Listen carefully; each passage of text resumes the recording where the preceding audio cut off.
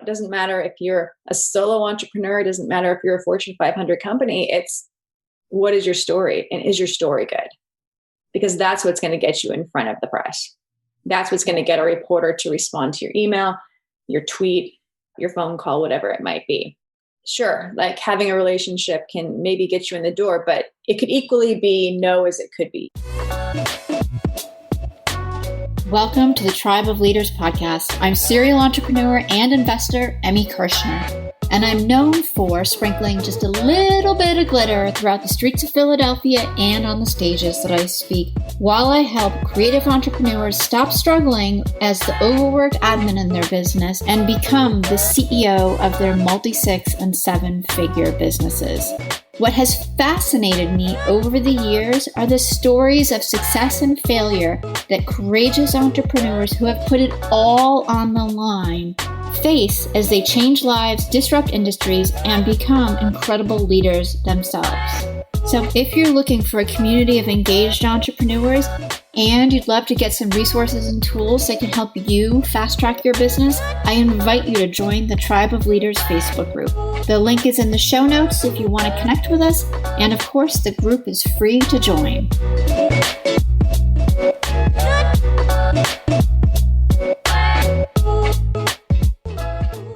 Hey, everybody. Welcome to the Tribe of Leaders podcast. I am so super excited, as always, but especially today, to have you get to know our guest, Andrea Holland. Andrea is the PR goddess of all things as far as getting yourself out there and known from a publicity standpoint. She's got a number of projects that she's working on, and she's going to share all of those with us. But Andrea, welcome to the show. I'm so, as I said, so super excited to have you, and I can hardly wait to hear about all of the great things that you're doing, because I think that's so typical entrepreneur, right? It's like we can't do just the one thing. Right. Oh, Emmy, thank you so much for having me. I'm excited to be here. It's wonderful. And you know what? PR is like my gap of knowledge that I don't do anything in or dabble in. So I'm really excited to get to know a little bit more from an educational standpoint. But before we dive into that, let's talk about how you got from where you were to starting multiple different projects, having your own business, what the journey's been like, and what you would do differently and what you would, continue to celebrate. Oh, for sure. Absolutely. Yeah. So people always ask me that question, like, when did you know you were going to be an entrepreneur? Like, what was your first idea? When did this start for you? And entrepreneurship found me. I actually had no conscious desire when I was younger to be like, I'm going to be an entrepreneur. I'm going to own my own business. I came from a family where it was very much like you joined corporate America, you climbed this proverbial ladder, to success type thing. And that's what success was. I was the first one in my family to go to college too. So I think given that context, that was reasonable, right? And, I dabbled with certain things in my 20s. I had a little headband business going for a while and whatnot. And it kind of gave me a taste of like, oh, that's really cool. Like, that's how that feels like to create something. But in my mind, it was never something that was the end all be all. After nearly 10 years in corporate America, I was in San Francisco in Silicon Valley, and I was working for some of the world's largest global PR firms. And I was doing PR for Intuit, PayPal, Visa. I helped launch LegalZoom. And I found myself, at this tipping point after almost a decade where I was about to be promoted to vice president at one of the firms. And I just had this moment of like, I don't want to do this anymore. I don't know what I want to do. I don't know what it feels like. All I know is I'm supposed to be really excited right now because this is what I've been working towards. And I'm not. And that was actually a really scary feeling. Then I really had to step back and be like, well, this was supposed to make you happy and it's not. So what is it? And that's where I really had to kind of go within myself and spend some time with myself with that. Right. Mm-hmm. Now, there was a few other things going on in my life at the time. It was 2014. And I was living in San Francisco in a very tiny shoebox apartment. Like 400 square feet. Yeah, right. I know. I don't even remember. Yeah. I mean, I think I got a little luckier than 400 square feet, but I had been there for a while. And, living in the city is great. I loved my time in San Francisco, but I think it had its expiration date. And so I was kind of feeling that at the same time. as well as, I'm not really happy with where I'm at professionally. Like it just doesn't feel right to me. And at the same time, and I left this out of my story for a long time because I was embarrassed about it, but I was also in a long distance relationship with someone in Southern California. And the reason I'm more pro on sharing that now is because I feel like love is our strongest driving emotion to do anything. Mm-hmm. And I was like, you know what? I got to get out of here and I want to go see if this is real, if this is something. So 2014, left San Francisco, quit the corporate job, moved to Southern California to pursue this relationship. And I did not have a job in place. I didn't have anything. I just remember thinking like, well, this is what I want to pursue right now for myself. And I'll just figure out the rest. Like maybe I'll just try consulting and seeing. So I almost fell into entrepreneurship as a way of financial survival. Because I was more concerned about my personal life at the time, for better or for worse, right? Right. And I think that was, again, I was really embarrassed to tell that part of the story for a long time because I was like, oh, so cliche, like a woman following a man for this. And then when I got down here, the relationship pretty much exploded off the bat, but the business stuff started going really well. And I started consulting and just trying my hand at it. Uh-huh. And I was like, wow, like I actually really enjoy this. I like being my own boss. I like being able to set my own fees. I like being able to choose the clients that I'm working with. And I kind of didn't have a choice because it was out of literally, like I said, financial survival.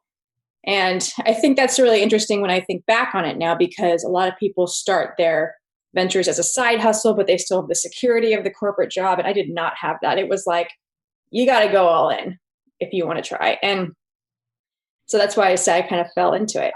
I love that. I do, because one, you followed your heart and your gut, which I wish more people would just do.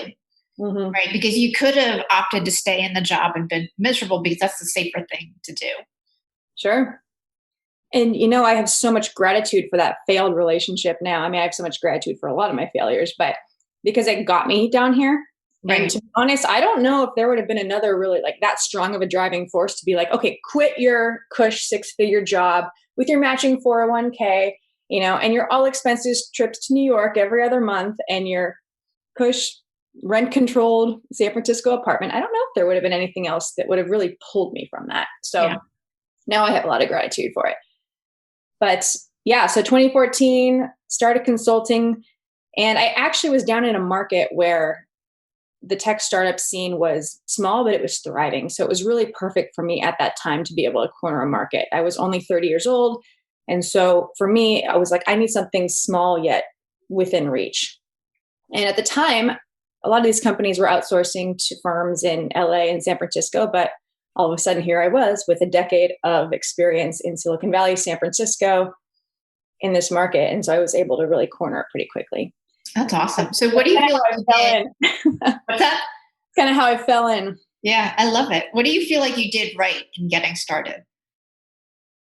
I think the first thing I did, which I did do right, and at the time I had no idea it was the right thing to do, was just get a client. Oftentimes people say, okay, I have to get my website up and running. I have to have my accounting software up to date. I have to have all these logistical things in place before I can possibly start my business. And I'm not disagreeing with that. But in my mind, I kept thinking, well, if I don't have a client, I can't pay for any of those to do any of those things anyway. So I just really hustled to figure out, okay, who will work with me right now? I'm a first-time consultant. I was 30 years old. I had all this experience. I didn't quite know the model or how to do it yet. So for me, I think what I did right was get a client first. Because not only did that give me financial security for even just that month at the time, it also gave me the confidence to be like, you can go out and get a client on your own. And if you don't have that, that's your lifeline, right? Right. Well, and I love that because I've seen a number of entrepreneurs start and run businesses and surpass 6 figures and even go into multi-6 figure with like no social presence, no website, no nothing.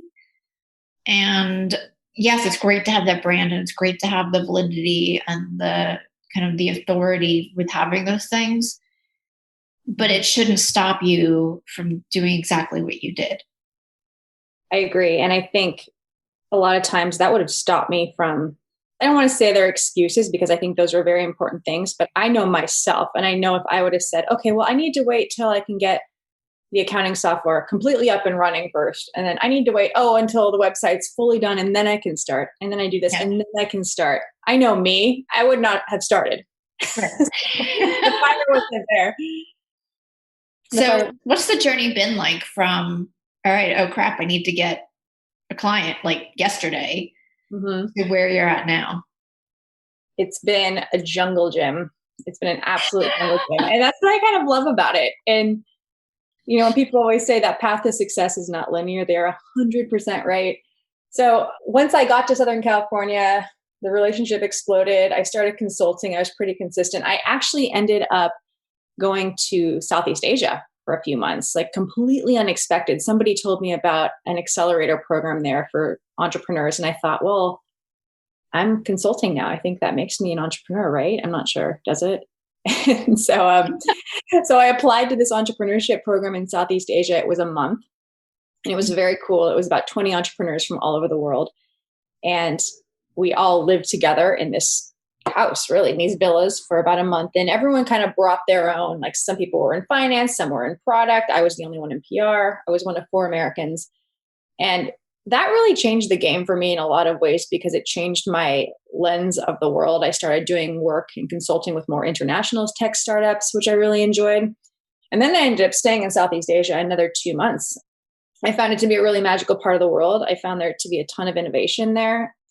I was doing a lot of work in Singapore with international tech startups there and venture capital firms. And so for the next 2 years after that, I was actually traveling and working. I was really early to the whole digital nomad thing. So this was like 2014 through 16. And there I was in Western Europe. I was in Africa. I was in Southeast Asia with my trusty little laptop doing my consulting and just traveling. And I had never really done that.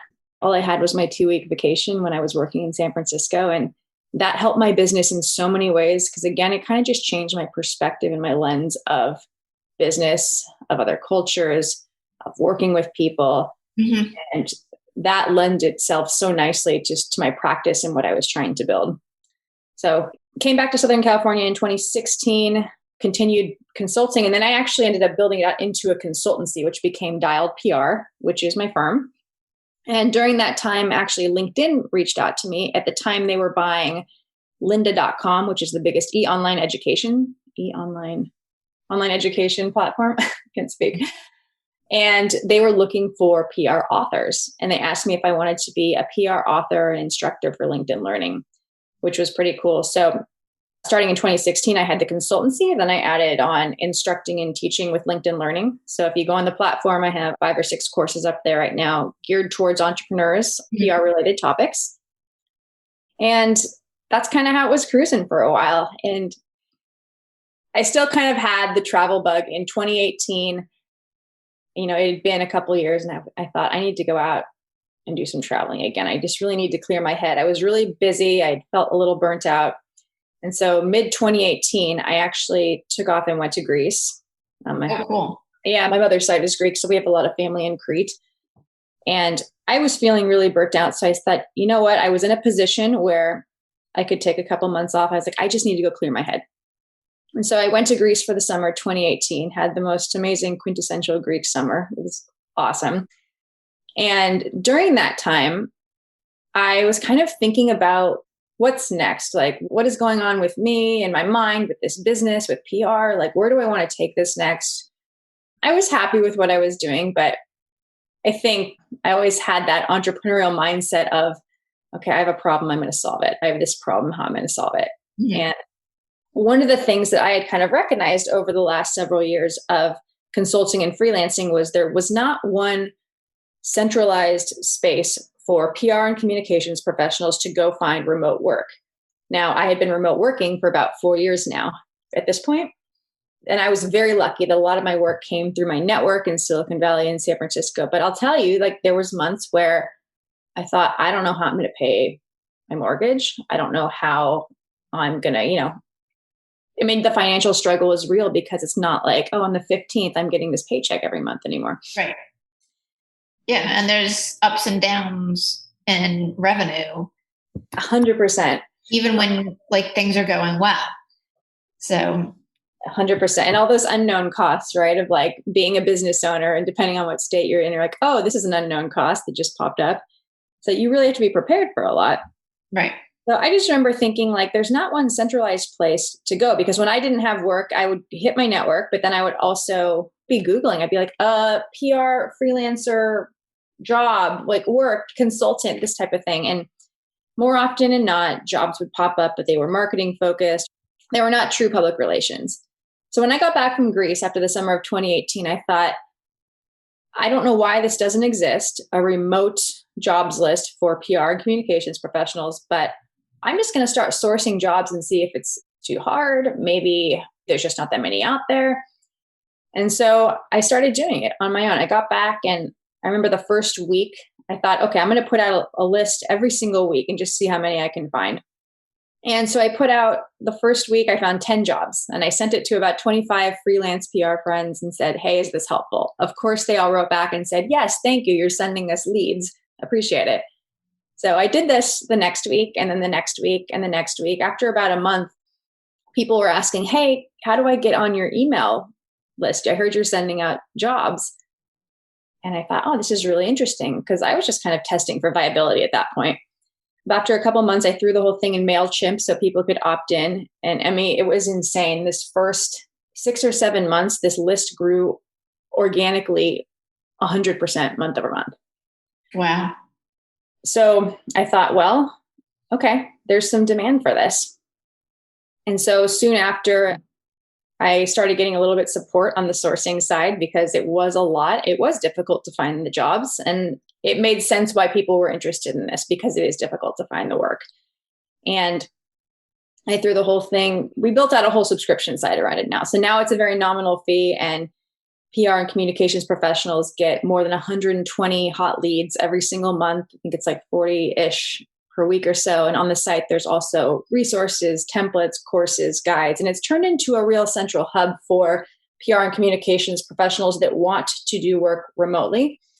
And so it's all remote. It's broken up into part-time, full-time, freelance type gigs. And I'll tell you, like, especially in the last year or so when the whole world has gone remote, it's been really cool because it's helped a lot of people find work, especially during this time, because unfortunately PR is one of the first line items to go. And at the beginning of the pandemic, we saw a lot of PR layoffs.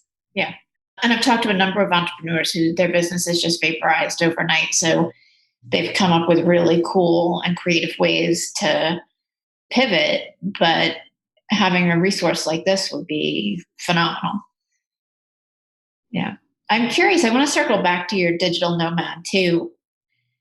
I could imagine that it'd be really easy to get distracted with being in a new location and wanting to explore and doing that over the work. Sure. Or missing all of the great stuff that is in the new location because you are doing a lot of work. How did you find the balance there, and any recommendations for somebody who might want to, as we're starting to open back up again, maybe travel and work a little bit more? Oh, that's a great question. And I struggled with that a lot at first, because you're absolutely right. You're like, I'm in a new place. I want to go explore. The time zone's different. I don't even know, am I going to be staying in this location the whole time? And it was a bit of trial and error. When I first did it, I was working with US clients. So I had a bit of structure to a degree, because I did have certain deadlines on certain US time zones. And so I kind of used those as my starting point. But yes, it was really hard when, I'm in Bangkok and I was like, I want to go explore and have fun, right? The time zone does kind of work in your favor a little bit, because oftentimes, when the US is sleeping, you can go out and explore, but of course you still need to sleep and whatnot. Yeah. So I kind of just found my groove based on a couple of factors. One being like, hey, what deadlines do I have to meet and have to get this done by? And then I kind of found myself in a space where it was, all right, like I'm going to work heads down like these 2 days, and then I'm going to go explore for 2 days. And I would do that in some countries. Or I would just have to set boundaries with myself on, you have to meet this deadline at this point in time. And yeah, you have to sacrifice going out here one night or going and doing this one day. But you kind of find your groove based on what country you're in and what the time zone is. That's a big piece of it. Right. And what the expectations are if you're client facing that they have. If you're not client facing, you have a lot more freedom. Awesome. What did you learn? Like, what was the hardest thing? Was it managing the time zones, or in building your business and being abroad? What did I learn doing this abroad specifically? Mm-hmm. I would say a big part was I learned how to be with myself. Oh, that's huge. Yeah, I learned, especially being in corporate America, like you're never by yourself. You're with a team, you're part of I have to be there every day at this time. Like, this is when I take my lunch break. This is when we're going to happy hour. You're never truly by yourself. And, people talk about how this road in entrepreneurship, this road to the top can be lonely. And I really did experience that here stateside, but especially abroad, because when you take into account, especially the time zones with that is too. But I learned how to show up for myself. I learned how to trust myself and my gut when it came to ideas, when it came to hiring people, when it came to pivoting the business. And that really helped me learn how to trust myself in other areas of my life, because when it's your own venture, it's your own venture, right? I mean, yeah, you can ask people's advice, but no one's ever going to be in the same exact shoes that you are. Absolutely. I think that's amazing. And because I know so many people who fill their day with some sort of interaction, not because they truly love it, but because they don't want to be by themselves. Right. And they're afraid to be lost in their own thoughts for any point of time. Right. And don't get me wrong, I definitely fall into that camp sometimes where I'm like, I don't want to be with my thoughts right now. But I also am very conscious of it now. Right. And I know I wasn't 10, 15 years ago. Yeah, that's really cool. Let's talk about PR and like how that magic works. Because as I said, that's not my area of knowledge base at all. And I know for a lot of entrepreneurs, they want to play in that arena, but they have no idea. And they feel like there's a huge barrier between them because they are either new or they're small and they don't have the connections to get into TV, radio, magazines, etc. Mm-hmm. So how does somebody get started? How do we get known? How do you get known? I know, right? Let me first start by saying that I think a huge myth around PR is that you have to know somebody, that you have to have a relationship with that reporter, that you have to know somebody. I think that's a huge myth. And, I have a lot of clients that come to me all the time and say, well, I'll only hire you if you have a relationship with this reporter at Forbes. And I just think that's the silliest thing, because I have relationships with a lot of journalists. And if I don't have a good story, and I go to them with my relationship, what they're going to say to me is, no, Andrea, I'm not going to write about this. It's not a good story. so it doesn't really matter to a degree. What I always counsel on with anyone, it doesn't matter if you're a solo entrepreneur, it doesn't matter if you're a Fortune 500 company, it's what is your story, and is your story good? Because that's what's going to get you in front of the press. That's what's going to get a reporter to respond to your email, your tweet, your phone call, whatever it might be.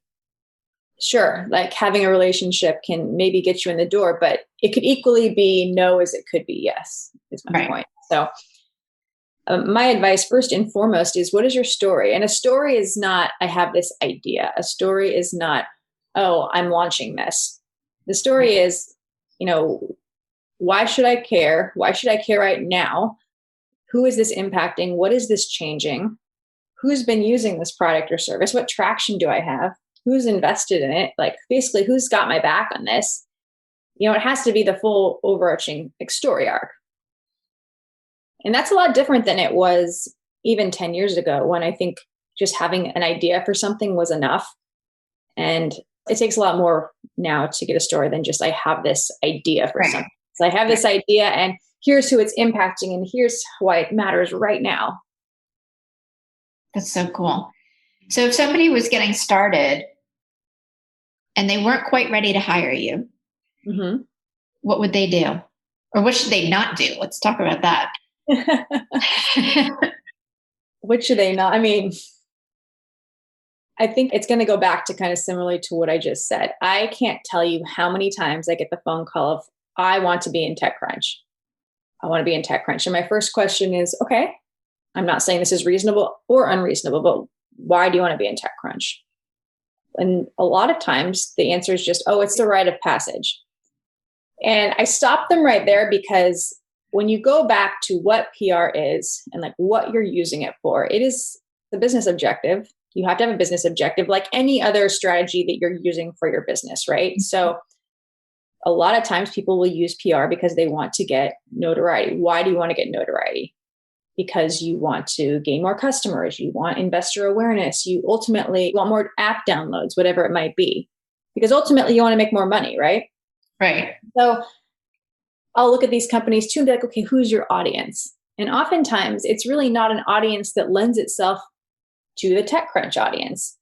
And so it's really kind of dialing it back to, okay, like if your goal of using PR is to attract more customers so you can in turn make more money, doesn't it make sense to go where those customers are reading? Yeah. Do you feel like, and it's what you just said with the rite of passage, like entrepreneurs are choosing the place that they want to be at because it's the rite of passage or it's the cool place, or without aligning it to what their end goal is? It's just they see the shiny object of like, I want to be on the Today Show, for instance. Mm-hmm. Yeah, absolutely. And I mean, who can blame them? I understand the excitement that comes with something like that. Right. But at the end of the day, what's important about PR is aligning it with like, who's your buying audience? Who's the audience that matters, that's going to generate some kind of impact for your business? Because I mean, I've gotten clients on the front page of the Wall Street Journal and it hasn't converted to anything. It has nothing to do with the Wall Street Journal, no one reading the Wall Street Journal. It's like, is that where your audience is, right? Right. So what not to do, I would say, don't look at PR from a vanity perspective. Look at it as how can it best serve my business? And the first thing you would do is identify who is the audience and what are they reading? Because ultimately, that's the most important publication for you to get into. That's the most important report for you to talk to. Right. That's awesome. And you have a really cool resource on your website for people who are reaching out to reporters, right? Oh, I do. It's a free guide I created. It's 9 PR mistakes to avoid. Yeah. So that's a great place to get started. And let's share so everybody can download it, what your website is too. Love it. You can find that at AndreaHolland.com. Awesome. And we will, of course, have the link in the show notes. Tell us a little bit about what's in the guide without giving it all away, of course. 9 common PR mistakes to avoid. I think it's the simplest things of when you are crafting your email pitches. Like, what do they need to look like? What's important in there to get a reporter to actually respond to you? When you are doing a media interview, you know, what are the important things that you need to touch on? How do you best prepare for that? Those kind of things. In what order do you actually need to do all these different things in your PR campaign? You know, just because you write a press release does not mean that all of a sudden the New York Times and the Wall Street Journal is going to write a story about you. What mistakes are you making around the press release that are inhibiting you from getting that media coverage? That type of thing. I like it. I mean, that's really helpful because I'm sure most people are making all of those mistakes and more. You don't know what you don't know. I mean, yeah, absolutely. So I've been asking this question of a lot of the people I've had on or entrepreneurs I've had on the podcast. What's next for you as we're coming out of COVID very slowly? You said you got your shot, yay. And what are you planning the next 6 months to a year? So I'm actually taking a bit of I wouldn't say it's a hard right pivot, but I'm starting to integrate some new things into my business. What I've found over the last few years is that I counsel a lot of CEOs and founders for startups. And I will tell you more often than not, those conversations that we have about their business and how they're going to grow and the types of products or services they're putting out, a lot of times they kind of turn into life coaching therapy sessions. And I'm like, well, I'm not really fully equipped for this, but I have found that it's pretty consistent. Yeah.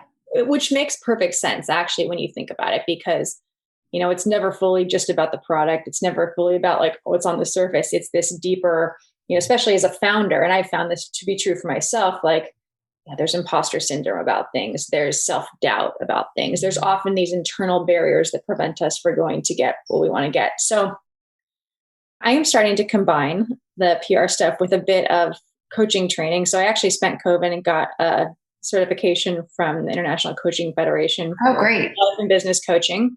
and starting to integrate that into my practice. And I actually have plans to go back to school later this year for a master's in clinical psych. Oh, fun. That'll be so helpful.